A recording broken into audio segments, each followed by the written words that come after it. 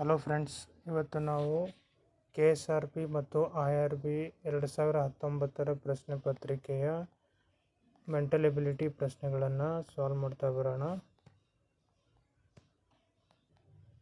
ಮೊದಲನೇ ಪ್ರಶ್ನೆ 24, 5, 7, 11 question mark 35, 67. ಇದು ಕೂಡ ಒಂದು ಸೀರೀಸ್ ಪ್ರಶ್ನೆಯಾಗಿತ್ತು. ಸೇಮ್ ಆ್ಯಸ್ ಇಟ್ ಈಸ್ ನಾವು ಹಿಂದೆ ಯಾವ ರೀತಿಯಾಗಿ ಸಾಲ್ವ್ ಮಾಡಿದ್ವು ಅದೇ ಥರ ಪ್ರತಿಯೊಂದು ನಂಬರ್ಸ್ಗಳನ್ನು ನಾವು ಡಿಫ್ರೆನ್ಸ್ ತೊಗೊಳ್ಬೇಕು. ಈಗ 7ನಲ್ಲಿ 5 ಕಳೆದರೆ ಎಷ್ಟು ಬರುತ್ತೆ? 2. ಹಾಗೆ 11ರಲ್ಲಿ 7 ಕಳೆದಾಗ ಎಷ್ಟು ಬರುತ್ತೆ? 4. ಇದು ಕ್ವಶನ್ ಮಾರ್ಕ್ ಇದೆ. Question mark minus 11 mark minus 11 ಎಷ್ಟು ಬರುತ್ತೆ ಗೊತ್ತಿಲ್ಲ ನಮಗೆ, ಅದನ್ನು ಅಷ್ಟೇ ಇಡೋಣ. ಹಾಗೆ 35ರಲ್ಲಿ ಎಷ್ಟು ಕ್ವಶನ್ ಮಾರ್ಕ್ ಮೈನಸ್ ಮಾಡಿದಾಗ ಎಷ್ಟು ಬರುತ್ತೋ ಕೂಡ ಅದನ್ನು ಕೂಡ ಹಾಗೆ ಬರೀಬೇಕು. 67ರಲ್ಲಿ 35 ಕಳೆದಾಗ ನಮಗೆ ಆನ್ಸರು 32 ಬರುತ್ತೆ. ನೋಡಿ ಫ್ರೆಂಡ್ಸ್, ಈಗ ರಿಸಲ್ಟನ್ನು ಅಬ್ಸರ್ವ್ ಮಾಡಿದಾಗ ನಮಗೆ ಏನು ಕಾಣಿಸುತ್ತೆ ಅಂತಂದರೆ ಪ್ರತಿಯೊಂದು ನಂಬರ್ಸ್ಗಳು ಈಗ 2 ನೋಡಿ, 2 ನಂಬರು ಮತ್ತು 4 ನಂಬರ್ ಕಂಪ್ಯಾರಿಸನ್ ಮಾಡಿದಾಗ ನೋಡಿದರೆ ಡಬಲ್ ಟೈಮ್ ಇನ್ಕ್ರೀಸ್ ಆಗಿದೆ, ಅಂದರೆ 2 2 4. ಅದೇ ರೀತಿ ಇಲ್ಲೇನಿದೆನೋ ಗೊತ್ತಿಲ್ಲ ನಮಗೆ, ಇಲ್ಲೇನಿದೆನೋ ಗೊತ್ತಿಲ್ಲ, ಬಟ್ ನೆಕ್ಸ್ಟ್ 32 ಅಂತ ಬಂದಿದೆ. ಅಂದರೆ ಈ ಪ್ಯಾಟ್ರನ್ ಅಬ್ಸರ್ವ್ ಮಾಡಿದಾಗ ಒಂದಂತೂ ಅರ್ಥ ಆಗುತ್ತೆ, ಒಂದಂತೂ ಕ್ಲಿಯರ್ ಆಗುತ್ತೆ. ಏನಂತಂದರೆ ನಂಬರು ಡಬಲ್ ಟೈಮ್ ರಿಪೀಟ್ ಆಗಿದೆ ಅಂತ ಅರ್ಥ. ಅಂದರೆ 2 2 4, ನೆಕ್ಸ್ಟ್ 4 2 ಎಷ್ಟಾಗುತ್ತೆ? 8, ಆಮೇಲೆ 8 2 16, 16 2 32. ನೋಡಿ, 16 2 32 ಬಂದಾಗ ಅಂದರೆ ನಾವು ಏನು ಪ್ಯಾಟ್ರನ್ ಹೋಗ್ತಾ ಇದ್ದೀವಿ ಅಂದರೆ ಪ್ಯಾಟ್ರನ್ ನಾವು ಫೈಂಡ್ ಔಟ್ ಮಾಡ್ತಾ ಇರೋದು ಸರಿಯಾಗಿದೆ ಅಂತ ಅರ್ಥ. ಅಂದರೆ ಈಗ 8 ಬಂದಿದೆ ಅಂದರೆ ಅರ್ಥ 8ರಲ್ಲಿ 11 ಕೂಡಿಸಿದಾಗ ಎಷ್ಟು ಬರುತ್ತೆ? 19. ಅಂದರೆ ಕ್ವಶನ್ ಮಾರ್ಕ್ ಇರುವಂಥ ನಂಬರ್ ಎಷ್ಟಿದೆ? 19. ನಾವು ಮಾಡಿರುವಂಥದ್ದು ಸರಿಯಾಗಿದೆ ಅಂತ ಕ್ಯಾಲ್ಕುಲೇಟ್ ಮಾಡಬೇಕಾದ್ರೆ, ನಾವು ಮಾಡಿರುವಂಥದ್ದು ಸರಿಯಾಗಿದೆ ಅಂತ ವೆರಿಫೈ ಮಾಡ್ಕೋಬೇಕಾದ್ರೆ ಈ 19ನ್ನು 35ರಲ್ಲಿ ಮೈನಸ್ ಮಾಡೋಣ. 19 35ರಲ್ಲಿ ಮೈನಸ್ ಮಾಡಿದಾಗ ಎಷ್ಟು ಬರುತ್ತೆ? 16 ಬರುತ್ತೆ. ಸೊ ಹಾಗಾಗಿ ನಾವು ಮಾಡಿರುವಂಥದ್ದು ಸರಿಯಾಗಿದೆ. ದೇರ್ ಫೋರ್ ಕ್ವಶನ್ ಮಾರ್ಕ್ನಲ್ಲಿ ಎಷ್ಟು ಆನ್ಸರ್ ಇದೆ ಅಂತಂದರೆ 19. ಸೊ ಸರಿಯಾದಂಥ ಉತ್ತರ ಆಪ್ಷನ್ ಬಿ ನಲ್ಲಿದೆ ನೋಡಿ. ಮುಂದಿನ ಪ್ರಶ್ನೆ 25, ರಾಮನು 5 ಮಾವಿನ ಹಣ್ಣು ಮತ್ತು ಕಿತ್ತಳೆ ಹಣ್ಣುಗಳನ್ನು ಒಟ್ಟಿಗೆ 40 ರೂಪಾಯಿಗೆ ಖರೀದಿಸಿದ್ದನು. ಅಂದರೆ ನೋಡಿ ಫ್ರೆಂಡ್ಸ್, ಇದರಲ್ಲಿ 5 ಮಾವಿನ ಹಣ್ಣುಗಳು ಅಂದರೆ 5 ಮ್ಯಾಂಗೋಸು ಪ್ಲಸ್ಸು 1 ಕಿತ್ತಳೆ ಹಣ್ಣು. 1 ಕಿತ್ತಳೆ ಹಣ್ಣು ಅಂತಂದರೆ ಆರೆಂಜು. ಇವೆರಡು ಎಷ್ಟಕ್ಕೆ ತೊಗೋತಾನೆ ಅಂತಂದರೆ 40 ರೂಪಾಯಿಗೆ ಖರೀದಿ ಮಾಡ್ತಾನಂತ ಹೇಳಿದ್ದಾರೆ. ಸೊ ನಂತರ 1 ಮಾವಿನ ಹಣ್ಣನ್ನು ಹಿಂತಿರುಗಿಸಿ 2 ಕಿತ್ತಳೆ ಹಣ್ಣುಗಳನ್ನು ಪಡೆದನು. ಅಂದರೆ 1 ಮ್ಯಾಂಗೋವನ್ನು ರಿಟರ್ನ್ ಮಾಡಿಬಿಟ್ಟು 2 ಕಿತ್ತಳೆ ಹಣ್ಣನ್ನು ತೊಗೋತಾನೆ ಅಂತ. ಹಾಗಾದರೆ 1 ಕಿತ್ತಳೆ ಹಣ್ಣಿನ ಬೆಲೆ ಎಷ್ಟು ಅಂತ ಕ್ವಶನ್ ಮಾಡಿದೆ. ಈಗ ನೋಡಿ ಫ್ರೆಂಡ್ಸ್, 1 ಮ್ಯಾಂಗೋವನ್ನು ರಿಟರ್ನ್ ಮಾಡಿಬಿಟ್ಟು 2 ಕಿತ್ತಳೆ ಹಣ್ಣುಗಳನ್ನು ಖರೀದಿ ಮಾಡ್ತಾನಂತೆ. ಅಂದರೆ ಈಗ 2 ಕಡೆ ನಾವು 5ರಿಂದ ಮಲ್ಟಿಪ್ಲೈ ಮಾಡಿದಾಗ ಏನಾಗುತ್ತೆ? 5 ಮ್ಯಾಂಗೋ = 5 2 10 ಆರೆಂಜ್. ಅಂದರೆ 5 ಮ್ಯಾಂಗೋಗಳನ್ನು ಕೊಟ್ಬಿಟ್ಟು 10 ಆರೆಂಜ್ಗಳನ್ನು ಪಡಿತಾನಂತೆ. ಅಂದರೆ ನಾವು ಈಗೇನು ಮಾಡಬೇಕು? ಆರೆಂಜ್ ಟೋಟಲ್ ಆರೆಂಜ್ ಎಷ್ಟು ರುಪೀಸ್ಗೆ ಖರೀದಿ ಮಾಡ್ತಾನಂತೆ ನಾವು ಫೈಂಡ್ ಔಟ್ ಮಾಡಬೇಕಾಗಿದೆ. ಸೊ ಇಲ್ಲಿ ನೋಡಿ, 5 × 1 ಮ್ಯಾಂಗೋ = 10 ಆರೆಂಜ್ ಅಂತ ಇದೆ. ಸೊ ಈಗ 1 ಮ್ಯಾಂಗೋ ಇಲ್ಲೇ ಇಟ್ಬಿಟ್ಟು 5ರಿಂದ ಕ್ಯಾನ್ಸಲೇಷನ್ ಮಾಡಿದಾಗ ಏನಾಗುತ್ತೆ? 5 1 5 2 ಅಂದರೆ 1 ಮ್ಯಾಂಗೋ 2 ಕಿತ್ತಳೆ ಹಣ್ಣಿಗೆ ಸಮ ಅಂತಂದರೆ ಅರ್ಥ 2 ರೂಪಾಯಿಗೆ ಖರೀದಿ ಮಾಡ್ತಾನೆ ಅಂತ ಇದರದೊಂದು ರಿಯಲ್ ಕಾನ್ಸೆಪ್ಟ್ ಕ್ಲಾರಿಫೈ ಆಗುತ್ತೆ ನೋಡಿ ಫ್ರೆಂಡ್ಸ್. ಅಂದರೆ ಒಂದು ಮಾವಿನ ಹಣ್ಣಿನ ಬೆಲೆಯು 2 ಕಿತ್ತಳೆ ಹಣ್ಣಿನ ಬೆಲೆಗೆ ಸಮನಾಗಿರುತ್ತೆ ಅಂತ ಅರ್ಥ. ಅಂದರೆ 2 ಕಿತ್ತಳೆ ಹಣ್ಣಿನ ಬೆಲೆ 2 ರೂಪಾಯಿ ಆದರೆ 1 ಮಾವಿನ ಹಣ್ಣಿನ ಬೆಲೆ ಎಷ್ಟಾಗುತ್ತೆ? 2 ರೂಪಾಯಿ ಆಗುತ್ತೆ ಅಂತ ಅರ್ಥ. ಅಂದರೆ ಈಗ 1 ಮಾವಿನ ಹಣ್ಣಿನ ಬೆಲೆ ಎಷ್ಟಾಯಿತು? 2. ಹಾಗಾಗಿ ಆಪ್ಷನ್ ಬಿ ನಲ್ಲಿ 2 ರೂಪಾಯಿ ಇದೆ ನೋಡಿ, ಅದು ಸರಿಯಾದಂತಹ ಉತ್ತರ. ನೆಕ್ಸ್ಟ್ ಕ್ವಶನ್ ನೋಡಿ, 26, ಜನವರಿ 1ನೇ ತಾರೀಕು 2006 ಭಾನುವಾರ ಅಂದರೆ ಸಂಡೇ. ಜನವರಿ 1ನೇ ತಾರೀಕು 2010ನೇ ಇಸ್ವಿಯಲ್ಲಿ ಯಾವ ದಿನವಾಗುತ್ತೆ ಅಂತ ಕ್ವಶನ್ ಕೇಳಿದ್ದಾರೆ. ಸೊ ಇದು ಒಂದು ಕ್ಯಾಲೆಂಡರ್ನ ಪ್ರಶ್ನೆ ಆಗಿದ್ದು ನಾವು ಯಾವ ದಿನ ಅಂತ ಕಂಡುಹಿಡಿಯಬೇಕಾಗಿರೋದು. ಇಲ್ಲಿ ಮೊದಲನೇದಾಗಿ ನಮಗೆ 2006ರಿಂದ 2006 ಮತ್ತು 2007ರವರೆಗೆ ಯಾವುದೇ ಕೂಡ ಇಲ್ಲಿ ನಾವು ಅಧಿಕ ವರ್ಷ ಮತ್ತು ಲೀಪ್ ಇಯರ್ಸ್ ಅಧಿಕ ವರ್ಷ ಅಂತ ಕರಿತೀವಿ, ಮತ್ತು ಸಾಮಾನ್ಯ ವರ್ಷ ಅಂತ 2 ಥರದ ಒಂದು ವರ್ಷಗಳು ಬರ್ತವೆ, ಅದನ್ನು ನಾವು ಅರ್ಥ ಮಾಡ್ಕೊಳ್ಬೇಕು. 2006 ಮತ್ತು 2007ರವರೆಗೆ ಅಂದರೆ ಒಂದು ವರ್ಷ ಇದು ಏನಾಗುತ್ತೆ ಅಂದರೆ ನಾರ್ಮಲ್ ಡೇ ಆಗುತ್ತೆ. ನಾರ್ಮಲ್ ಡೇ ಅಂದರೆ ಸಾಮಾನ್ಯ ವರ್ಷ. ಸಾಮಾನ್ಯ ವರ್ಷ ಅಥವಾ ಸಾಮಾನ್ಯ ನಾರ್ಮಲ್ ಇಯರ್ ಅಂತ ಕರಿತೀವಿ. ಹಾಗೆ 2007ರಿಂದ 2008ರವರೆಗೆ ಅಂದರೆ 2007 ಅದನ್ನು ಕೂಡ ಒಂದು ನಾರ್ಮಲ್ ಇಯರ್ ಆಗುತ್ತೆ. ನಾರ್ಮಲ್ ಇಯರ್ ಆದಾಗ ನಾವಲ್ಲಿ ಒಂದು ದಿನ ಕನ್ಸಿಡರ್ ಮಾಡ್ಕೋಬೇಕು. ಸೊ 2006ರಲ್ಲಿ ಒಂದು ದಿನ, 2007ರಲ್ಲಿ ಒಂದು ದಿನ, ಹಾಗೆ 2008 ರಿಂದ 2009, 2008 ಮತ್ತು 2008ರಿಂದ 2009 ಒಂದು ವರ್ಷ. ಈ ಒಂದು ವರ್ಷದಲ್ಲಿ 2008 ಏನಾಗುತ್ತೆ ಅಂದರೆ ಅಧಿಕ ವರ್ಷ. ಅಧಿಕ ವರ್ಷ ಅಂತಂದರೆ ನಾವು ಯಾವುದೇ ವರ್ಷದ ಕೊನೆಯ 2 ಸಂಖ್ಯೆಗಳನ್ನು ನಾವು 4ರಿಂದ ಭಾಗಿಸಿದಾಗ ಅಲ್ಲೇನಾಗುತ್ತೆ ಅಂದರೆ ಕಂಪ್ಲೀಟಾಗಿ ಡಿವೈಡ್ ಆಯ್ತಂದರೆ ಅದು ಒಂದು ಅಧಿಕ ವರ್ಷ. ಇದನ್ನು 4ರಿಂದ ಭಾಗಿಸಿದಾಗ ಏನಾಗುತ್ತೆ, 4 × 4 ಆಗುತ್ತೆ. ಸೊ ಕಂಪ್ಲೀಟಾಗಿ ಭಾಗ ಆಗ್ತಾ ಇರೋದ್ರಿಂದ ಇದು ಒಂದು ಅಧಿಕ ವರ್ಷ. ಅಧಿಕ ವರ್ಷದಲ್ಲಿ ನಾವು ಕಂಪಲ್ಸರಿಯಾಗಿ 2 ದಿನ ಕನ್ಸಿಡರ್ ಮಾಡ್ಕೋಬೇಕು. ಯಾಕಂತಂದರೆ ಫೆಬ್ರವರಿಯಲ್ಲಿ ಒಂದು ದಿನ ಎಕ್ಸ್ಟ್ರಾ ಆ್ಯಡ್ ಆಗುತ್ತೆ, 28 ಬದಲು 29 ಆಗುತ್ತೆ. ಹಾಗಾಗಿ ಇದರಲ್ಲಿ ನಾವು 2 ದಿನವನ್ನು ಕನ್ಸಿಡರ್ ಮಾಡ್ಕೋಬೇಕು. ನೆಕ್ಸ್ಟು 2009ರಿಂದ 2010ರವರೆಗೆ ಇಲ್ಲಿ ಯಾವುದೇ ಕೂಡ ಲೀಪ್ ಇಯರ್ ಆಗೋದಿಲ್ಲ, ಅಂತಂದರೆ ಅಧಿಕ ವರ್ಷ ಆಗೋದಿಲ್ಲ, ಸಾಮಾನ್ಯ ವರ್ಷ ಆಗುತ್ತೆ. ಇಲ್ಲಿ ಒಂದು ದಿನ ಕನ್ಸಿಡರ್ ಮಾಡ್ಕೊಳ್ಬೇಕು. ಸೊ ಈಗ ಇವೆಲ್ಲ ದಿನಗಳನ್ನು ಕನ್ಸಿಡರ್ ಮಾಡ್ಕೊಂಡು ಕೂಡಿಸಿದಾಗ 1 + 1 + 2 + 1 ಎಷ್ಟಾಗುತ್ತೆ, ಟೋಟಲ್ಲು 5 ಆಗುತ್ತೆ. ಅಂದರೆ 5 ದಿನಗಳು. 5 ದಿನಗಳಂತಂತಂದರೆ ಈಗ ಅಲ್ಲಿ ಯಾವ ದಿನವನ್ನು ಕಂಡುಹಿಡಿ ಅಂತ ಹೇಳಿದ್ದಾರೆ ಅವರು, ಜನವರಿ 1ನೇ ತಾರೀಕು 2010ರಂದು ಯಾವ ದಿನವಾಗಿದೆ ಅಂತ ಕೇಳ್ತಾ ಇದ್ದಾರೆ. ಮೊದಲನೇದಾಗಿ ಕೊಟ್ಟಿರೋದು ಜನವರಿ 1, 2006ರಂದು ಭಾನುವಾರ ಇದೆ ಅಂತಂದರೆ ಅರ್ಥ ಆ ಒಂದು ಸಂಡೇನಲ್ಲಿ 5 ದಿನಗಳನ್ನು ಕೂಡಿಸ್ಬಿಟ್ಟು ಯಾವ ದಿನ ಆಗುತ್ತೆ ಅಂತ ಕಂಡುಹಿಡಬೇಕು. ಸಂಡೇ ಆಗೋಣ. ನೆಕ್ಸ್ಟ್ ಯಾವುದು ಬರುತ್ತೆ, ಮಂಡೇ ಆದಮೇಲೆ ಟ್ಯೂಸ್ಡೇ ಆದಮೇಲೆ ವೆಡ್ನೆಸ್ಡೇ ಆದಮೇಲೆ ಥರ್ಸ್ಡೇ ಆದಮೇಲೆ ಫ್ರೈಡೇ. ಹಾಗಾಗಿ ಸರಿಯಾದಂಥ ಉತ್ತರ ಏನಾಗುತ್ತೆ ನೋಡಿ ಫ್ರೆಂಡ್ಸ್, ಆಪ್ಷನ್ ಸಿ ಶುಕ್ರವಾರ ಅಂದರೆ ಫ್ರೈಡೇ ಆಗುತ್ತೆ ನೋಡಿ. Next question 27. ಈ ಕ್ವಶನ್ ನೋಡಿ, 1ರಿಂದ 100ರವರೆಗಿನ ಎಲ್ಲ ನೈಸರ್ಗಿಕ ಸಂಖ್ಯೆಗಳ ಮೊತ್ತ ಎಷ್ಟು ಅಂತ. ನೈಸರ್ಗಿಕ ಅಂತಂದರೆ ಸ್ವಾಭಾವಿಕ ಸಂಖ್ಯೆಗಳಂತ ಅರ್ಥ. ಸ್ವಾಭಾವಿಕ ಸಂಖ್ಯೆಗಳಂದರೆ ಮೊದಲಿನ 1ರಿಂದ 100ರವರೆಗಿನ ಸ್ವಾಭಾವಿಕ ಸಂಖ್ಯೆಗಳ ಮೊತ್ತ ಎಷ್ಟು ಅಂತ ಕೇಳಿದ್ದಾರೆ. ಅಂದರೆ ಈಗ ನಾವು ಇಲ್ಲಿ ಒಂದು ಸ್ಟ್ಯಾಂಡರ್ಡ್ ಫಾರ್ಮುಲಾ ಇದೆ. ಸ್ವಾಭಾವಿಕ ಸಂಖ್ಯೆಗಳ ಮೊದಲ n ಸ್ವಾಭಾವಿಕ ಸಂಖ್ಯೆಗಳ ಮೊತ್ತವನ್ನು ಕಂಡುಹಿಡಿಯುವಂಥ ಫಾರ್ಮುಲಾ ಏನಿದೆ ಅಂತಂದರೆ n × n + 1 / 2 ಅಂತ ಇದೆ. ಅಂದರೆ ಇಲ್ಲಿ n ಅಂತಂದರೆ ಅರ್ಥ 100.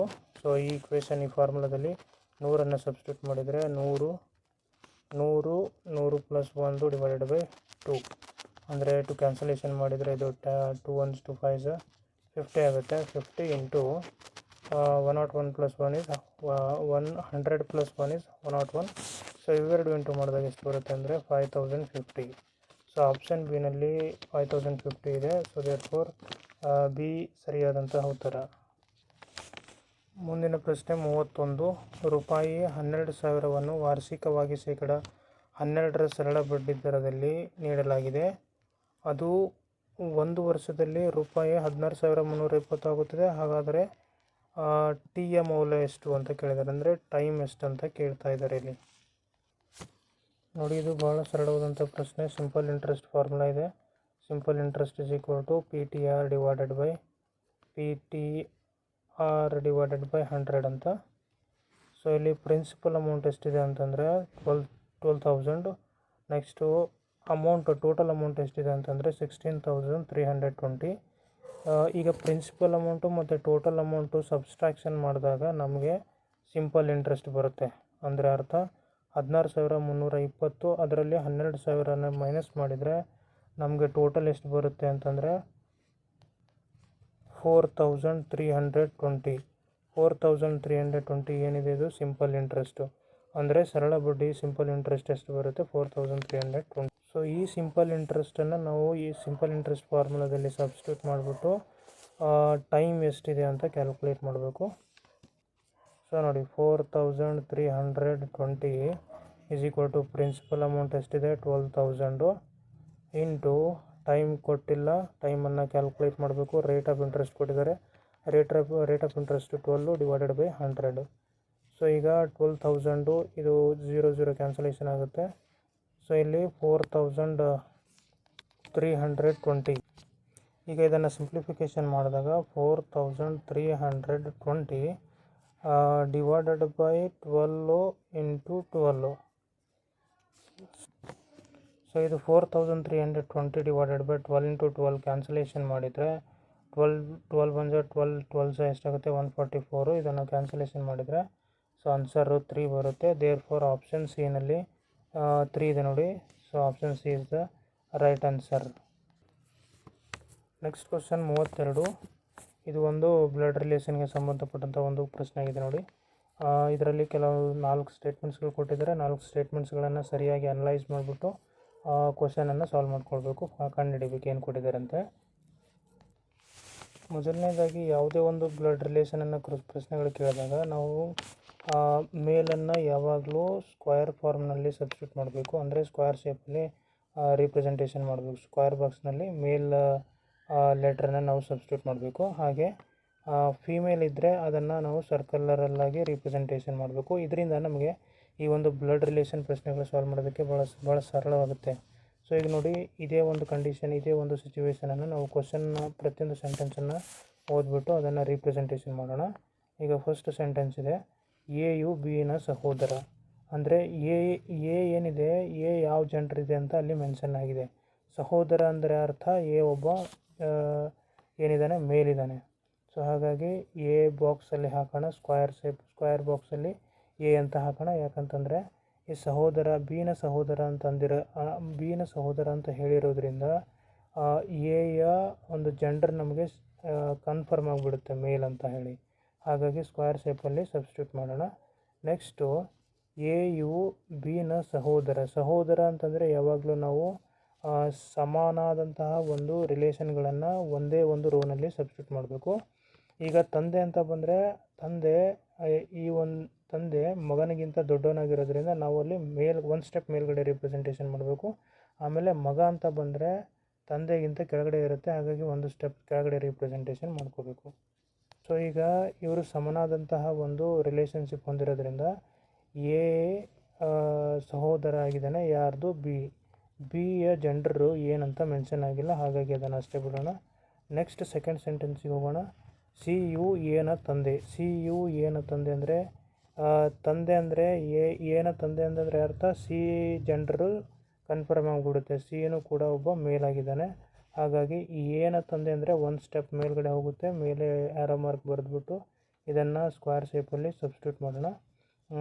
ಏನ ತಂದೆ ಸಿ ಆಗಿರೋದನ್ನು ಒಂದು ಸ್ಟೆಪ್ ಮೇಲೆ ಬರೀಬೇಕು. ಮೇಲೂ ಕೂಡ ಡಿಫೈನ್ ಆಗಿದೆ, ಹಾಗಾಗಿ ಸೆಕೆಂಡ್ ಸ್ಟೇಟ್ಮೆಂಟ್ ಕಂಪ್ಲೀಟ್ ಆಯಿತು.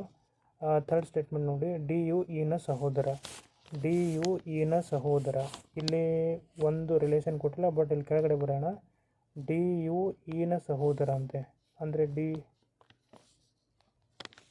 ಡಿ ಯು ಇನ ಸಹೋದರ ಅಂತಂದರೆ ಇಲ್ಲಿ ಡಿನ ಜೆಂಡರು ಕನ್ಫರ್ಮ್ ಆಗಿಬಿಡುತ್ತೆ. ಸೊ ಡಿ ಒಬ್ಬ ಮೇಲಾಗ್ತಾನೆ, ಹಾಗಾಗಿ ಇನ ಸಹೋದರ. ಸೊ ಇಲ್ಲಿ ಇನ ಜೆಂಡರು ಕನ್ಫರ್ಮ್ ಆಗಿಲ್ಲ ನಮಗೆ. ಸೊ ಈಗ ನೆಕ್ಸ್ಟ್ ಸ್ಟೇಟ್ಮೆಂಟಿಗೆ ಹೋಗೋಣ. Next statement fourth, E U ಬಿನ ಮಗಳಾದರೆ. ಅಂದರೆ ಇ ಯು ಬಿನ ಮಗಳಾದರೆ ಅಂದರೆ ಇಯ ಜೆಂಡರು ಏನಾಗುತ್ತೆ, ಫೀಮೇಲ್ ಆಗುತ್ತೆ. ಹಾಗಾಗಿ ಬಿಯ ಮಗಳು ಇ ಆಗ್ತಾನೆ. ಅಂದರೆ ಬಿ ಜೆಂಡರ್ ಇನ್ನೂ ನಮಗೆ ಕನ್ಫರ್ಮ್ ಆಗಿಲ್ಲ. ಸೊ ಹಾಗಾಗಿ ಅದನ್ನು ಅಷ್ಟೇ ಇಡಬೇಕು. ಬಿ ಏನಾಗಿರ್ಬೋದು, ಮೇ ಬಿ ಫಾದರ್ ಆಗಿರ್ಬೋದು ಅಥವಾ ಮದರ್ ಆಗಿರ್ಬೋದು, ನಮಗೆ ಕನ್ಫರ್ಮೇಷನ್ ಇಲ್ಲ, ಅದನ್ನು ಹಾಗೆ ಇಟ್ಬಿಡೋಣ. ಸೊ ಇಲ್ಲಿ ಇ ಯು ಬಿನ ಮಗಳಾದರೆ ಡಿ ಮತ್ತು ಇ ಇಬ್ಬರು ಕೂಡ ಸಹೋದರರಾಗಿರುತ್ತಾರೆ. ಡಿ ಯು ಇನ ಸಹೋದರ ಆಗಿರೋದ್ರಿಂದ ಡಿಯ ತಂದೆ ಅಥವಾ ತಾಯಿ ಯಾರಾಗ್ತಾರೆ, ಬಿ ಆಗ್ತಾರೆ. ಬಿನ ಸಹೋದರ ಯಾರಂದರೆ ಎ. ಬಿನ ಸಹೋದರ ಡಿಗೆ ಏನಾಗ್ತಾನೆ, ಚಿಕ್ಕಪ್ಪ ಆಗ್ತಾನೆ.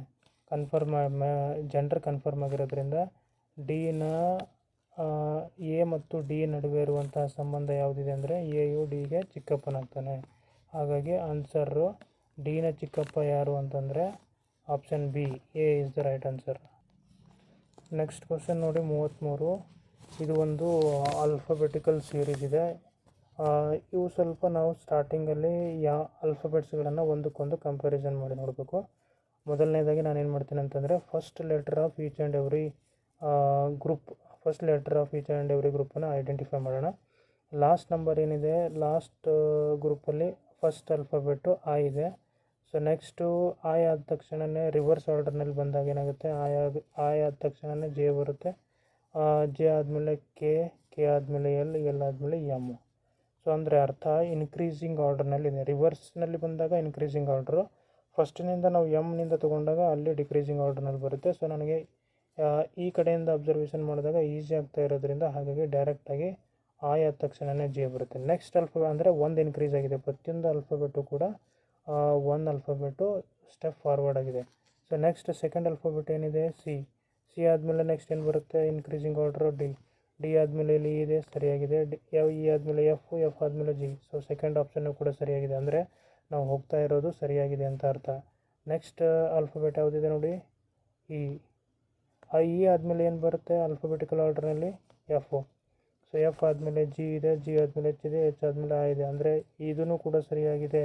ನಾವು ಸರಿಯಾದಂತಹ ಒಂದು ದಾರಿಯಲ್ಲಿ ಹೋಗ್ತಾ ಇದ್ದೀವಿ. ನೆಕ್ಸ್ಟು ಟಿ ಆದಮೇಲೆ ಯು, ಟಿ ಆದಮೇಲೆ ಯು ಆದಮೇಲೆ ವಿ ಆದಮೇಲೆ ಡಬ್ಲ್ಯೂ ಆದಮೇಲೆ ಎಕ್ಸ್, ಅಂದರೆ ನಾವು ಕರೆಕ್ಟಾಗಿ ಅಬ್ಸರ್ವೇಷನ್ ಮಾಡ್ತಾ ಇದ್ದೀವಿ. So option J D F U ಯಾವ ಆಪ್ಷನಲ್ಲಿದೆ ಚೆಕ್ ಮಾಡಿ ನೋಡೋಣ. ಆಪ್ಷನ್ ಬಿನಲ್ಲಿದೆ ನೋಡಿ, ಆಪ್ಷನ್ ಬಿ ಸರಿಯಾದಂಥ ಉತ್ತರ ಆಗುತ್ತೆ ಇದಕ್ಕೆ. Next question 34. ಇದನ್ನು ಕೂಡ ಸೀರೀಸ್ ಕ್ವಶನ್ ಇದೆ. ಸೇಮ್ ಕನ್ಸೆಪ್ಟ್ ಫಾಲೋ ಮಾಡ್ಕೊಳ್ಬೇಕು. ಡಿಫ್ರೆನ್ಸ್ ಕನ್ಸಿಕ್ಯೂಟಿವ್ ನಂಬರ್ಸ್ ಅಂದರೆ ಅನುಕ್ರಮ ಸಂಖ್ಯೆಗಳ ವ್ಯತ್ಯಾಸವನ್ನು ಕಂಡುಹಿಡಿಬೇಕು. 19ರಲ್ಲಿ 7 ಕಳಿಬೇಕು, 19ರಲ್ಲಿ 7 ಕಳೆದಾಗ 12 ಬರುತ್ತೆ. ನೆಕ್ಸ್ಟ್ 37ರಲ್ಲಿ 19 ಕಳೆದಾಗ 18. ನೆಕ್ಸ್ಟ್ 61ರಲ್ಲಿ 37 ಕಳೆದಾಗ 24. ಹಾಗೆ ಕ್ವಶನ್ ಮಾರ್ಕ್ ಇದೆ, ಕ್ವಶನ್ ಮಾರ್ಕರಲ್ಲಿ 61 ಕಳೆದಾಗ ಎಷ್ಟು ಬರುತ್ತೋ ಗೊತ್ತಿಲ್ಲ ನಮಗೆ, ಅದನ್ನು ಹಾಗೆ ಹೇಳೋಣ. ನೆಕ್ಸ್ಟು 127ನಲ್ಲಿ ಕ್ವಶನ್ ಮಾರ್ಕ್ ಕಳೆದಾಗ ಎಷ್ಟು ಬರುತ್ತೋ ಅದನ್ನು ಕೂಡ ನಾವು ಹಾಗೆ ಹೇಳೋಣ. ನೆಕ್ಸ್ಟ್ ಏನು ಮಾಡಬೇಕು, ಈಗ ಈ ಪ್ಯಾಟ್ರನನ್ನು ಅಬ್ಸರ್ವ್ ಮಾಡೋಣ. ರಿಸಲ್ಟ್ ನೋಡಿ, ರಿಸಲ್ಟ್ ಹೇಗಿದೆ ಅಂತಂದರೆ 12, 18, 24. ಇವನು ಕೂಡ ಸ್ವಲ್ಪ ನಾವು ಡಿಫ್ರೆನ್ಸ್ ತೊಗೊಳ್ಳೋಣ. 18ರಲ್ಲಿ 12 ಕಳೆದಾಗ 6 ಬರುತ್ತೆ. ನೆಕ್ಸ್ಟು 24ರಲ್ಲಿ 6 ಕಳೆದಾಗ 6 ಬರುತ್ತೆ. ಮತ್ತು ನೆಕ್ಸ್ಟ್ ನಂಬರ್ ಅಂದರೆ ಈಗ 2 ನಂಬರ್ಸ್ ಡಿಫ್ರೆನ್ಸ್ ತೊಗೊಂಡಾಗ 6 ಬರ್ತಾಯಿದೆ ಅಂದರೆ ಅರ್ಥ ನೆಕ್ಸ್ಟು 6 ಕೂಡಿಸ್ಬೇಕು. 24ರಲ್ಲಿ 6 ಕೂಡಿಸ್ದಾಗ ಎಷ್ಟಾಗುತ್ತೆ, 24ರಲ್ಲಿ 6 ಕೂಡಿಸ್ದಾಗ 30 ಆಗುತ್ತೆ. ಸೊ ನೆಕ್ಸ್ಟ್ 30ರಲ್ಲಿ ಮತ್ತೆ 6 ಕೂಡಿಸ್ದಾಗ 36 ಆಗುತ್ತೆ. ಸೊ ಈಗ ಇಷ್ಟ ಆದಮೇಲೆ ನಾವು ಕ್ವಶನ್ ಮಾರ್ಕಲ್ಲಿರುವಂಥ ಒಂದು ಆನ್ಸರನ್ನು ಕಂಡುಹಿಡ್ಬೋದು. ಈಗ 61ರಲ್ಲಿ 30 ಕೂಡಿಸಿ ಎಷ್ಟಾಗುತ್ತೆ, 91. ಸೊ ಹಾಗಾಗಿ 91ರಲ್ಲಿ 61 ಕಳೆದಾಗ ಆನ್ಸರು 30 ಬರುತ್ತೆ. ಸೊ ಈಗ ಕ್ವಶನ್ ಮಾರ್ಕಲ್ಲಿರುವಂಥದ್ದು ಎಷ್ಟಿದೆ, 91. ಸೊ ಈಗ ನೋಡಿ 127ರಲ್ಲಿ 91 ಕಳೆದಾಗ ಎಷ್ಟಾಗುತ್ತೆ, ಸಹಜವಾಗಿ 36 ಆಗುತ್ತೆ. ಸೊ ಹಾಗಾಗಿ ಸರಿಯಾದಂಥ ಉತ್ತರ 30 ಆಗುತ್ತೆ ನೋಡಿ. ಸೊ ಆ ಡಿಫ್ರೆನ್ಸ್ 30 ಪ್ಲಸ್ 61 ಕೂಡಿಸಿದಾಗ ಟೋಟಲ್ಲು 91 ಬರುತ್ತೆ. ಆಪ್ಷನ್ ಸಿನಲ್ಲಿದೆ ನೋಡಿ ಸರಿಯಾದಂಥ ಉತ್ತರ. Next question 35. ಎ ಬಿ ಮತ್ತು ಸಿಯ ಮಾಸಿಕ ವೇತನವು 2:3:5 ಅನುಪಾತದಲ್ಲಿರುತ್ತದೆ. ಸಿ ಮಾಸಿಕ ವೇತನ ಬಿಗಿಂತ 1200 ರೂಪಾಯಿ ಹೆಚ್ಚಿದ್ದರೆ ಬಿಯ ವಾರ್ಷಿಕ ಸಂಬಳವನ್ನು ಕಂಡುಹಿಡಿಯಿರಿ ಅಂತ ಕೇಳಿದ್ದಾರೆ. ಬಿನ ವಾರ್ಷಿಕ ಸಂಬಳವನ್ನು ಕಂಡುಹಿಡಿಯಬೇಕಾದ್ರೆ ನಾವು ಇದನ್ನು ಎಕ್ಸ್ ರೀತಿಯಾಗಿ ಸಾಲ್ವ್ ಮಾಡಬೇಕು. ನಾವು ಈ ಹಿಂದೆ ಯಾವ ರೀತಿಯಾಗಿ ಯಾವುದೇ ರೇಷೋವನ್ನು ನಾವು ಎಕ್ಸ್ನಿಂದ ಮಲ್ಟಿಪ್ಲೈ ಮಾಡ್ಕೊಂಡು ಸಾಲ್ವ್ ಮಾಡಿದ್ವಲ್ಲ, ಅದೇ ರೀತಿಯಾಗಿ ಈಗ ಪ್ರತಿಯೊಂದು ರೇಷೋನು ಕೂಡ ನಾವು ಎಕ್ಸಿಂದ ಮಲ್ಟಿಪ್ಲೈ ಮಾಡಬೇಕು. ಹಾಗಾಗಿ ಮೊದಲನೇ ರೇಷೋ ಏನಾಗುತ್ತೆ 2x, ಎರಡನೇ ರೇಷೋ 3x, ಮೂರನೇ ರೇಷೋ 5x ಆಗುತ್ತೆ. So in the similar way ಅವ್ರು ಕೊಟ್ಟಿರುವಂಥ ಕಂಡೀಷನನ್ನು ನಾವು ಬರ್ಕೊಳ್ಬೇಕು. ಸಿನ ಮಾಸಿಕ ವೇತನ ಅಂತಂದರೆ ತಿಂಗಳ salary of C, monthly salary of C is equal to monthly salary of C is equal, there is a relationship between the monthly salary of C and B. ಅವರಿಬ್ಬರ ನಡುವೆ ಇರುವಂಥ ರಿಲೇಷನ್ ಏನಿದೆ ಅಂತಂದರೆ monthly salary of C is 1200 rupees more than monthly salary of A. ಅಂದರೆ ಅರ್ಥ salary of C is the difference between the salary of A is equal to difference between the salary of C and A is equal to 1200 rupees. ಅಂದರೆ ಇಬ್ಬರ ನಡುವೆ ಇರುವಂಥ ಸ್ಯಾಲ್ರಿಗಳ ವ್ಯತ್ಯಾಸ ಎಷ್ಟಿದೆ ಅಂತಂದರೆ 1200 rupees ಇದೆ ನೋಡಿ. ಅಂದರೆ ಇದು ಒಂದು ಈಕ್ವೇಷನ್ ಆಗುತ್ತೆ. C minus A is equal to 1200. So C ಎಷ್ಟಿದೆ ಅಂದರೆ ಅರ್ಥ ಇಲ್ಲಿ 5x ಇದೆ ನೋಡಿ. 5x ಮೈನಸ್ ಎ ಎಷ್ಟಿದೆ 2x. ಡಿಫ್ರೆನ್ಸ್ ತೊಗೊಳ್ರಿ. 1200 ಡಿಫ್ರೆನ್ಸ್ ಮಾಡಿದಾಗ 5x minus 2x is 3x is equal to 1200 cancellation ಮಾಡಿರಿ 3 1 ಜ 3 4 z 12 0 0 ಆಸ್ ಇಟ್ ಈಸ್ ಬರೀರಿ so x is equal to 400 cancellation ಮಾಡಿದಾಗ ಎಕ್ಸ್ ಇಸ್ ಈಕ್ವಲ್ ಟು 400 ಸಿಗುತ್ತೋ ಇದನ್ನು ನಾವು ಮತ್ತೆ ರೀಸಬ್ಸ್ಟಿಟ್ಯೂಷನ್ ಮಾಡಿದಾಗ ನಮಗೆ ಸ್ಯಾಲ್ರಿ ಆಫ್ ಸಿ ಮತ್ತು ಸ್ಯಾಲ್ರಿ ಆಫ್ ಎ ಸಿಗುತ್ತೆ. ಅವ್ರು ಕೇಳಿರೋದು ಬಿನ ಸ್ಯಾಲ್ರಿ ಎಷ್ಟು ಅಂತ ಕೇಳಿದ್ದಾರೆ. ಸೊ ಬಿನ ಸ್ಯಾಲ್ರಿ ಎಷ್ಟಿದೆ, ಆ್ಯಕ್ಚುಲಿ 3x ಇದೆ. ಸೊ ಎಕ್ಸ್ ವ್ಯಾಲ್ಯೂ ನಾವು ಇವಾಗಲೇ ಕಂಡು ಹಿಡಿದೀವಿ. ಎಕ್ಸ್ ವ್ಯಾಲ್ಯೂ 400 ಇದೆ. 400 ಇದಕ್ಕೆ ಮಲ್ಟಿಪ್ಲೈ ಮಾಡಿದಾಗ ಎಷ್ಟಾಗುತ್ತೆ, 1200 4 3 Z 1200 ರುಪೀಸ್ 4 3 Z 1200 ರುಪೀಸ್ ಹೆಚ್ಚಾಗುತ್ತೆ. ಸೊ ನೋಡಿ ಆಪ್ಷನ್ ಡಿನಲ್ಲಿ 1200 ಇದೆ. So 1200 is the right answer. But actually ಕ್ವಶನಲ್ಲಿ ಅವ್ರು ಏನು ಕೇಳಿದ್ದಾರೆ, ವಾರ್ಷಿಕ ಸಂಬಳ ಅಂತ ಕೇಳಿದ್ದಾರೆ. ಆ್ಯಕ್ಚುಲಿ ಅದು ವಾರ್ಷಿಕ ಸಂಬಳ ಆಗಬಾರ್ದಾಗಿತ್ತು, ಮಾಸಿಕ ಸಂಬಳ ಆಗಬೇಕಾಗಿತ್ತು. ಸೊ ವಾರ್ಷಿಕ ಸಂಬಳ ಅಂದರೆ ಇದರದ್ದು 12 ಪಟ್ಟು ಹೆಚ್ಚಾಗುತ್ತೆ, 12 ಟೈಮ್ಸ್ ಇನ್ಕ್ರೀಸ್ ಆಗುತ್ತೆ. ಸೊ ಅದು ಆ್ಯಕ್ಚುಲಿ ವಾರ್ಷಿಕ ಸಂಬಳ ಅಲ್ಲ, ಅದು ಮಾಸಿಕ ಸಂಬಳ. ಮಾಸಿಕ ಸಂಬಳ ಎಷ್ಟಾಗುತ್ತೆ ಅಂತಂದರೆ 1200 ರೂಪಾಯಿ ಹೆಚ್ಚಾಗುತ್ತೆ. Next question 37. ಒಂದು ಅಂಗಡಿಯವನು 8% ಲಾಭದಲ್ಲಿ 2 ಅಂಗಡಿಯವನಿಗೆ ಮಾರಾಟ ಮಾಡಿದ. 2ನೇ ಅಂಗಡಿಯವನು ಅದನ್ನು ಶೇಕಡ 6% ಲಾಭದಲ್ಲಿ 3ನೇ ಅಂಗಡಿಯವನಿಗೆ ಮಾರಾಟ ಮಾಡಿದನು. 3ನೇ ಅಂಗಡಿಯವನು 2862ಗೆ ಮಾರಾಟ ಮಾಡಿದರೆ ಮೊದಲನೇ ಅಂಗಡಿಯವನು ಮಾರಾಟ ಮಾಡಿದ ಮೊಬೈಲ್ನ ಬೆಲೆ ಎಷ್ಟು ಅಂತ ಕೇಳಿದ್ದಾರೆ. ಅಂದರೆ ಇನಿಷಿಯಲ್ ಅಮೌಂಟ್ ಎಷ್ಟು ಅಂತ ಕಂಡುಹಿಡಬೇಕು. ನಮಗೆ ಇನಿಷಿಯಲ್ ಅಮೌಂಟ್ ಏನೂ ಗೊತ್ತಿಲ್ಲ ಅಂತಂದರೆ ಏನಂತ ಕನ್ಸಿಡರ್ ಮಾಡಬೇಕು, ಎಕ್ಸ್ ಅಂತ. ಸೊ ಇನಿಷಿಯಲ್ ಅಮೌಂಟ್ ಎಷ್ಟಿದೆ ಅಂತಂದರೆ ಎಕ್ಸು. ಸೊ ಈಗ ಫಸ್ಟ್ ಪರ್ಸನ್ನು ಎಕ್ಸ್ ಅಮೌಂಟ್ಗೆ ಮಾರ್ತಾನೆ. ಸೊ 2ನೇ ಪರ್ಸನ್ನು ಮತ್ತೆ ಅದನ್ನು 8% ಇನ್ಕ್ರೀಸ್ ಮಾಡಿಬಿಟ್ಟು ಸೆಕೆಂಡ್ ಪರ್ಸನ್ಗೆ ಮಾರ್ತಾನೆ. ಮತ್ತು ಸೆಕೆಂಡ್ ಪರ್ಸನ್ನು ಥರ್ಡ್ ಪರ್ಸನ್ಗೆ 6% ಇನ್ಕ್ರೀಸ್ ಮಾಡಿಬಿಟ್ಟು ಸೆಲ್ ಮಾಡ್ತಾನೆ. ಹಾಗಾದರೆ 3ನೇವನು 2862 ರೂಪಾಯಿ ಮಾರಿದ್ರೆ ಮೊದಲನೇವನು ಎಷ್ಟು ಮಾರ್ತಾನೆ ಅಂತ ಕಂಡುಹಿಡಿಬೇಕು ಇವಾಗ. ಸೊ ನೋಡಿ, ಫಸ್ಟ್ ಪರ್ಸನ್ನು ಸೆಕೆಂಡ್ ಪರ್ಸನ್ಗೆ ಎಕ್ಸ್ ಅಮೌಂಟ್ನಲ್ಲಿ ಮಾರ್ತಾನೆ. ಸೆಕೆಂಡ್ ಪರ್ಸನ್ನು ಥರ್ಡ್ ಪರ್ಸನ್ನಿಗೆ ಅದೇ ಅಮೌಂಟನ್ನಿಂದ 8%ರಲ್ಲಿ ಮಾರ್ತಾನೆ. 8% ಅಂತಂದರೆ 8/100. ಸೊ ಇದು 8/100 ಅಂದರೆ ಅರ್ಥ 108 LCM ತೊಗೊಂಡು ಕ್ಯಾಲ್ಕುಲೇಷನ್ ಮಾಡಿದಾಗ 108/100x ಆಗುತ್ತೆ. ಅಂದರೆ ಅರ್ಥ ಇದು 1.08x ಅಂತ. ಸೊ ಇದನ್ನು ನಾವು ಮೈಂಡಲ್ಲಿ ಇಟ್ಕೊಳ್ಳೋಣ. ನೆಕ್ಸ್ಟ್ ಸ್ಟೆಪ್ ನೋಡಿ, ಸೆಕೆಂಡ್ ಪರ್ಸನ್ನು ಥರ್ಡ್ ಪರ್ಸನ್ನಿಗೆ ಮತ್ತೆ 6% ರೇಟ್ ಆಫ್ ಇಂಟ್ರೆಸ್ಟಿಂದ ಇನ್ಕ್ರೀಸ್ ಮಾಡಿಕೊಂಡು ಮಾರ್ತಾನೆ. ಅಂದರೆ ಅರ್ಥ ಇದನ್ನು ಕೂಡ ನಾವು ಸೆಕೆಂಡ್ ಸ್ಟೆಪ್ಪಲ್ಲಿ ಯಾವ ರೀತಿ ಮಾಡಿದ್ದೀವಿ ಅದೇ ರೀತಿಯಾಗಿ 6% ಕ್ಯಾಲ್ಕುಲೇಟ್ ಮಾಡಿದಾಗ 1.06x ಆಗುತ್ತೆ. 1.06x ಇದು ಏನು selling amount. So third person selling amount ಎಷ್ಟಿದೆ ಅಂದರೆ 1.06x. ಸೊ ಈಗ ನಾವು ಕಂಡುಹಿಡಬೇಕಾಗಿರೋದು ಎಕ್ಸನ್ನು ಕಂಡುಹಿಡಬೇಕು. So first selling price x ಅಂತ ತೊಗೊಳ್ಳೋಣ, first step. Second step y ಏನಾಗುತ್ತೆ 1.08x. ನೆಕ್ಸ್ಟು ಝೆಡ್ ಏನಾಗುತ್ತೆ 1.06y ಆಗುತ್ತೆ. ಸೊ ಈ ರೀತಿ ತೊಗೊಂಡ್ಬಿಟ್ಟು ಸಿಂಪ್ಲಿಫಿಕೇಷನ್ ಮಾಡಿದಾಗ ನಮಗೆ ರೈಟ್ ಆನ್ಸರ್ ಬರುತ್ತೆ. ನೋಡಿ ಯಾವ ರೀತಿ ಅಂತಂದರೆ z is equal to 1.06y. So ಅದು ಅಮೌಂಟ್ ಎಷ್ಟಿದೆ ಅಂತಂದರೆ 2862. ಸೊ ಈಗ ನಮಗೆ ವೈ ಕ್ಯಾಲ್ಕುಲೇಟ್ ಮಾಡಬೇಕು. 2862 ಡಿವೈಡೆಡ್ ಬೈ 1.08 ಮಾಡ್ಕೋಬೇಕು.